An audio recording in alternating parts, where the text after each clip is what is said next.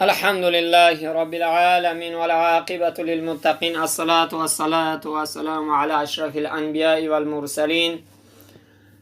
عایشه رضی الله عنها میفرماید جناب پیامبر علیه السلام دهه آخر رمضان که میشید حضرت از زنهای خود کناره میگرفت، دست به عبادت به تقوا میزد و همسران خود را اهل بیت خود را دعوت به طاعت بندگی میکرد در این دهه آخری ماه شریفی رمضان.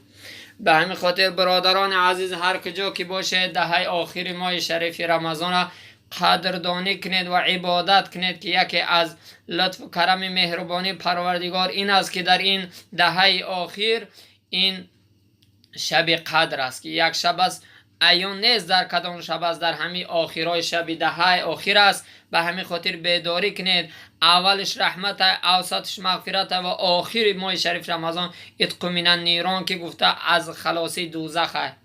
به همین خاطر شاعر میفرماید شب خیز که عاشقان و شب راز گویند، گردی در بام دوست پرواز کنند، هر جا که در بود به شب در بندن، الا در دوست را به شب باز کنند.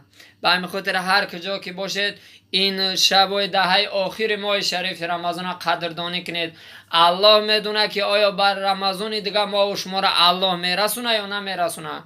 به همین خاطر کم و بیش هم که باشه هم خطبه طاعت بندگی هم اهل بیت بیدار کنه تا که در این دهه آخر که دهه رحمت است، دهه مغفرت است، پیامبر گرامی اسلام هم خود عبادت میکرد هم ازواج مطهرات امر میکرد، هم جناب پیامبر چکار میکرد اعتکاف میشید و هر برادرانی که با توانایی دارن با اعتکاف بشینن در مسجد انشاءالله ثواب دو چند در میکنن.